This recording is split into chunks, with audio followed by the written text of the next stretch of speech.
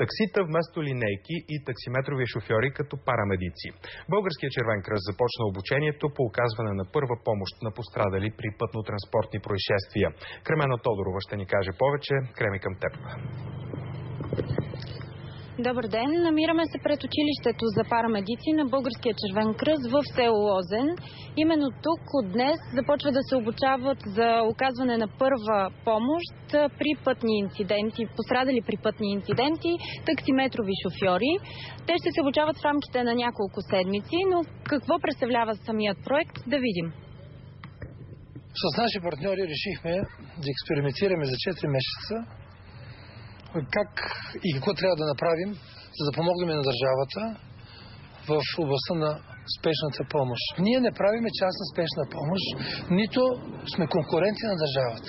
Фактът, че 112 ще бъде главният координатор на нашите действия, това говори върховенството на държавата или специално на спешната помощ. Защо решихте да се включите в тази кампания? Защото съм изпадал в ситуация, кога просто даже съм возил на Цариградско шосе до окръжна болница, съм возил човек ударен от кола. Просто не знаех какво направя, след това и в последствие ми казаха, че не е правилно.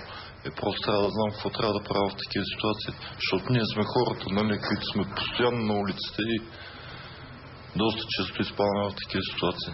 Просто трябва да се помага на хората.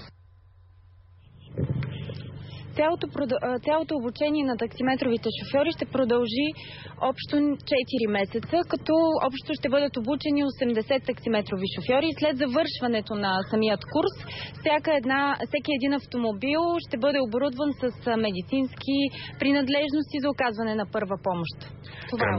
Кремена Тодорова, пряко от обучението на таксиметрови парамедици в Лозен.